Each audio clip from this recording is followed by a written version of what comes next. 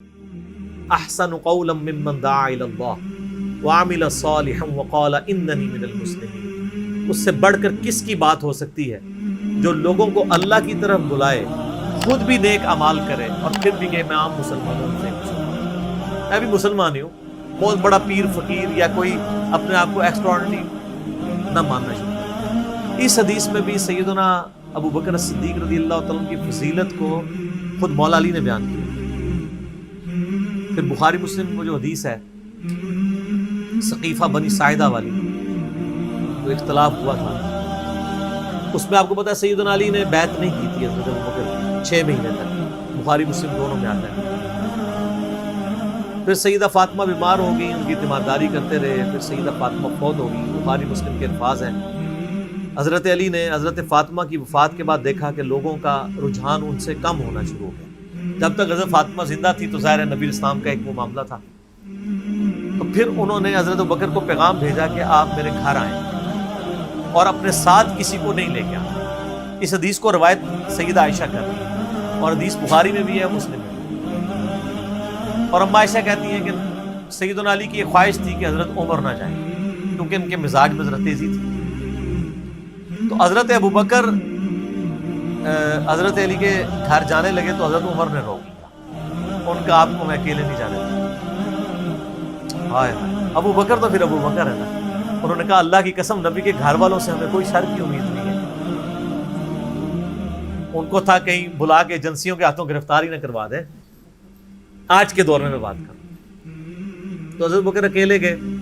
سیدنا علی نے حضرت بکر سے کہا کہ اللہ نے جو آپ کو ہم پہ فضیلت دی ہے اس امر خلافت میں، ہمیں آپ سے کوئی حسد نہیں، لیکن نبی علیہ السلام کی قربت کے ناطے اور آپ کے اہل بیت ہونے کے ناطے ہم یہ سمجھتے ہیں کہ ہمیں اس مشورے میں شامل کرنا چاہیے تھا۔ تو سیدنا ابوبکر نے رونا شروع کر دیا۔ رونے کا مطلب یہ تھا کہ انہوں نے اس چیز کو ایکسیپٹ کیا کہ یہ ٹیکنیکلی مسئلہ مس ہینڈل ہوا، لیکن وہ کیوں ہوا وہ میں نے پورا 3 گھنٹے کا لیکچر ریکارڈ کروایا۔ مسئلہ 55B، وصی رسول کون ہے اور حدیث قرطاس کا تحقیقی جائزہ۔ جب رونا شروع کیا تو سیدنا علی نے کہا کہ بس اب میں آپ کی اعلانیہ بیعت کروں گا، یہ ہے للہیت، ورنہ وہ کہتے کہ ابوبکر میں بیعت کرتا ہوں باہر جا کے بتا دینا، یہ کام ہوتا تو اکڑ والا ہوتا، لیکن وہ تو علی تھے، اکڑ تو دور دور تک نہیں تھی، زہد تھا، عاجزی تھی، اللہ کا تعارف تھا۔ کہا میں اعلانیہ بیعت کروں گا۔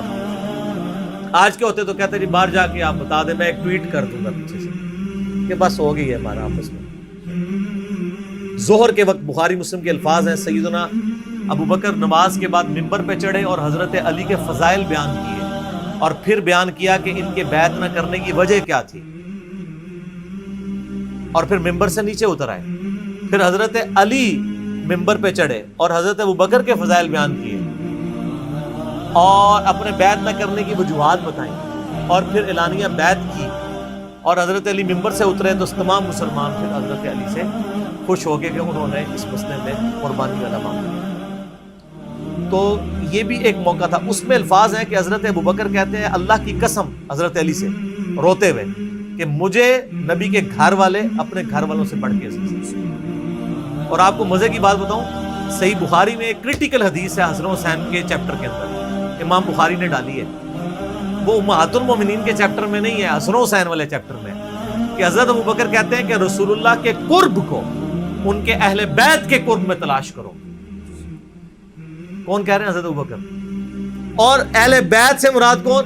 سیدنا حسن حسین، کیونکہ امام بخاری نے اس حدیث کو حضرت ابوبکر کے قول کو حضرت حسن حسین والے چیپٹر میں لیا کہ محمد صلی اللہ علیہ وآلہ وسلم کی قربت کو ان کے اہل بیت کی قربت میں تلاش کرو۔ تو سیدنا ابوبکر صدیق رضی اللہ تعالیٰ عنہ کو نبی علیہ السلام سے نسبت رکھنے والی ہر چیز بڑی بڑھ کر محبوب تھی، چاہے وہ آپ کے اہل بیت ہوں یا آپ صلی اللہ علیہ وآلہ وسلم کی قریبی کو رشتہ دار ہوں، ہر معاملے میں۔ اس لیے آپ دیکھیں نا، کمپرومائز آپ کو کہیں نظر نہیں آتا۔ سر بخاری میں آتا ہے کہ صلح حدیبیہ کے موقع پر حضرت عمر سے بھی تھوڑی سی مس ہینڈلنگ ہوگی، یا رسول اللہ ہم کیا حق پہ نہیں ہیں، پھر دب کے کیوں صلح کر رہے ہیں؟ حضور نے فرمایا کہ میں اللہ کا پیغمبر ہوں. پھر بھی تسلی نہیں ہوئی, حضرت ابوبکر کے پاس آئے. پھر حضرت ابوبکر نے ڈانٹا کہ عمر وہ اللہ کے پیغمبر ہے. اور حضرت عمر کہتے ہیں مجھے پوری زندگی اس چیز کا غم رہے گا کہ میں نے بڑی جرأت دکھائی.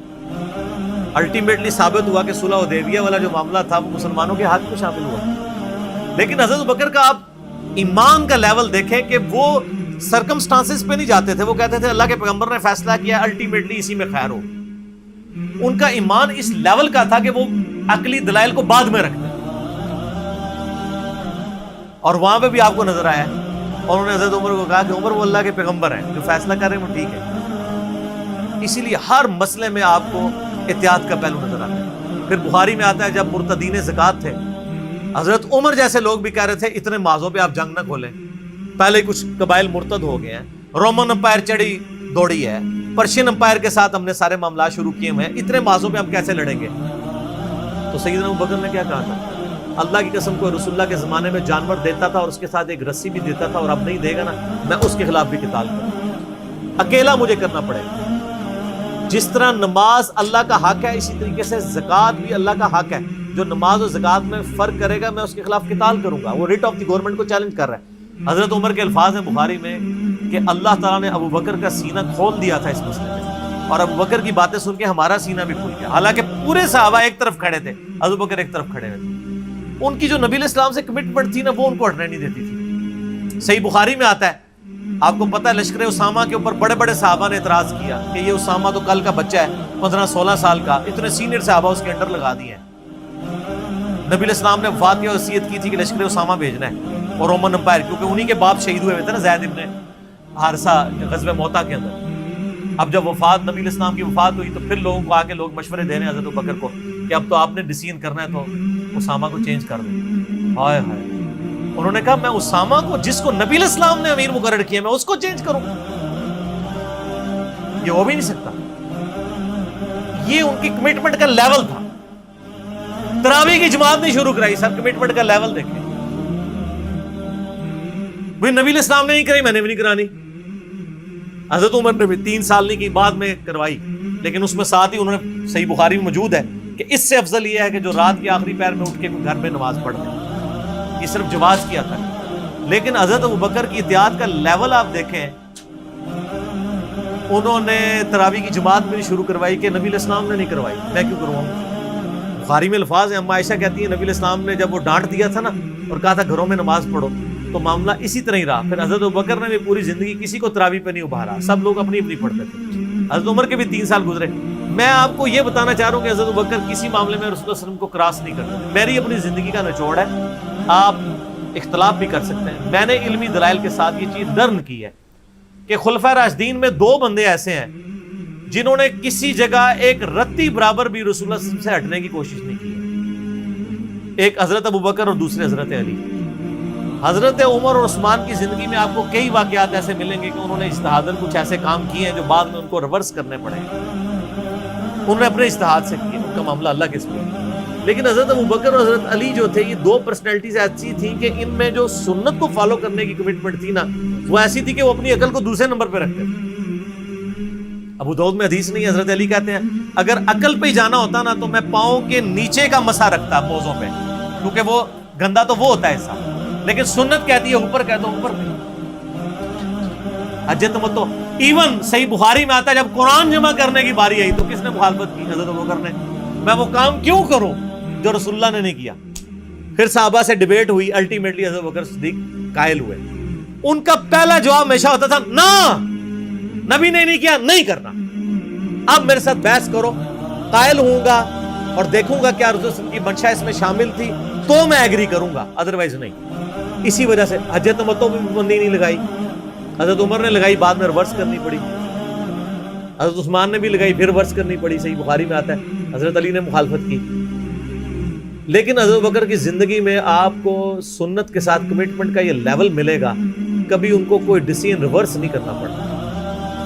ان کی نبی علیہ السلام کے ساتھ جو عقیدت تھی نا, اور ہر معاملے میں, حتیٰ کہ صحیح بخاری اور مسلم میں آتا ہے. اور نبی علیہ السلام کا کیا ریگارڈ ہے, بخاری مسلم دونوں میں آتا ہے کہ نبی صلی اللہ علیہ وآلہ وسلم نے, یعنی بیماری کے دن تھے آپ کے, آپ نے فرمایا کہ ابو بکر کو میری جگہ نماز پڑھائے. تو حضرت عائشہ کہتی ہیں کہ میں نے کہا یا رسول اللہ صلی اللہ علیہ وسلم میرے باپ جو ہیں رقیق القلب ہیں, آپ کی جگہ مصلی پہ کھڑے ہوں گے نا تو وہ برداشت نہیں کر سکیں گے کہ یہ دن بھی دیکھنا پڑا کہ اللہ کے نبی مصلی پہ نہیں آئے اور میں ان کی جگہ کھڑا ہوں, تو نماز نہیں پڑھا پائیں گے. تو آپ فرمایا لا ابو بکر کو کہو کہ نماز پڑھائیں. پھر انہوں نے ریکویسٹ کی, نبی علیہ السلام اتنے غصے میں آئے. بخاری اور مسلم کے الفاظ ہیں, آپ نے فرمایا تم تو یوسف والیاں ہو. اوئے ہوئے, یوسف کو کس نے تنگ کیا تھا؟ زلیخا اور باقی عورتوں نے. کتنی نٹوریس مثال تھی اگر آپ کمپیئر کرنا شروع کریں. بالکل 100% بٹھائیں تو حضرت یوسف کو تنگ کیا نا, اپنی طرف مائل کرنا چاہتی تھی. یہاں پہ وہ والا نیگیٹو پہلو نہیں تھا, لیکن یہاں پہ نبی علیہ السلام نے اپنی بیویوں کو کیا کہا, تم بھی یوسف والیاں ہو. جس طرح ان عورتوں نے یوسف کو اپنی مرضی کے مطابق چلانے کی کوشش کی تھی, تو مجھے اپنی مرضی کے مطابق چلا رہی ہو. ابو بکر کو کہو کہ نماز پڑھ. اتنی کمٹمنٹ. پھر انہوں نے نماز پڑھائی. صحیح بخاری میں آتا ہے, اما عائشہ کہتی ہیں حضور اپنی وفات کے دنوں میں کہتے تھے, عائشہ میرا ارادہ ہے میں تیرے بھائی عبد الرحمن بن ابی بکر اور تیرے باپ ابی قحافہ ان کی یعنی کنیت تھی, اس کو بلاؤں اور ان کو میں لکھ دوں. مجھے خطرہ ہے کہ میرے بعد کوئی ڈیمانڈ کرے گا, لیکن اللہ اور میری امت ابو بکر کے علاوہ کسی کے لیے راضی نہیں. یہ تو بعد میں پتہ چلا نبی علیہ السلام اشارتاً کیا بات کر رہے تھے, امر خلاف.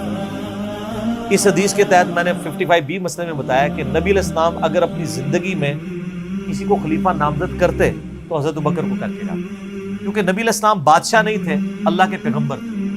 آپ اپنے خاندان میں کبھی بھی یہ معاملہ نہیں کر سکتے,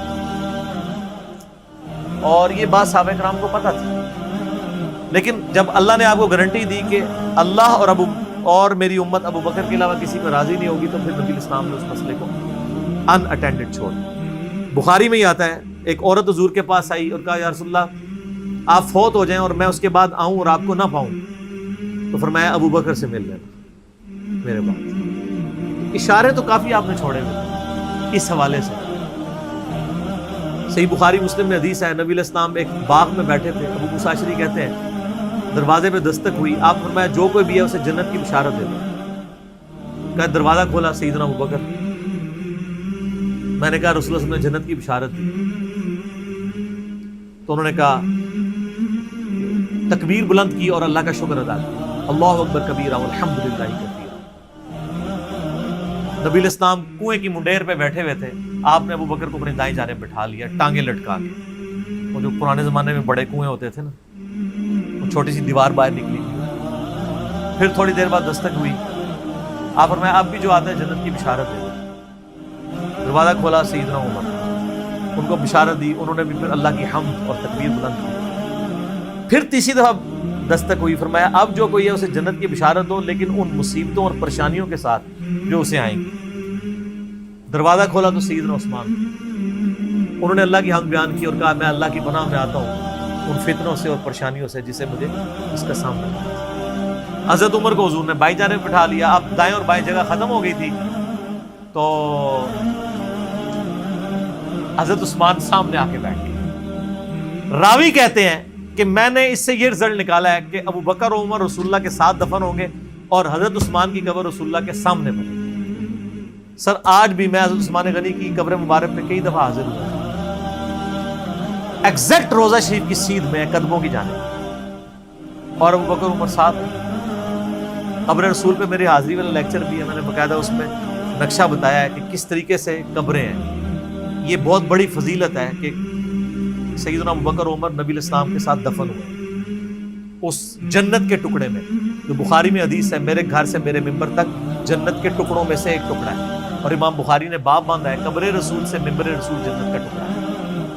اسی جنت کے ٹکڑے میں سیدنا ابو بکر عمر کی قبر ہے نبی علیہ السلام کے ساتھ, اور الٹیمیٹلی سیدنا عیسیٰ ابن مریم کی قبر بھی وہاں پہ بنے گی. یہ قبریں اس طرح ہیں کہ نبی علیہ السلام کی قبر مبارک سب سے آگے ہے یوں, یعنی جب ہم حاضری دیتے ہیں تو قبلے کی رخ ہماری پیٹھ ہوتی ہے, تو روضہ شریف کی طرف ہمارا یعنی مبارک جالیوں کی طرف ہمارا رخ ہوتا ہے. تو سب سے آگے نبی علیہ السلام کی قبر ہے. نبی علیہ السلام کا جہاں پہ آپ سمجھ لیں سینے کا نچلا ناف والا حصہ بنتا ہے نا، وہاں حضرت ابوبکر کا سر ہے اور ان کی ٹانگیں اور آگے، یعنی ادبن ان کو تھوڑا پیچھے کر کے دفنایا گیا، یہاں سے بھی پیچھے اور ادھر سے بھی سیدھ میں نہیں، اور جہاں حضرت ابوبکر کی ناف آتی ہے وہاں حضرت عمر کا سر ہے، اور وہ اس کی ایسے یہاں ایک جگہ خالی ہے، وہ حضرت عیسیٰ ابن مریم کی قبر پڑتی ہے، المستدل الحاکم میں بھی ہے، جامع ترمذی میں بھی اشارتاً موجود ہے۔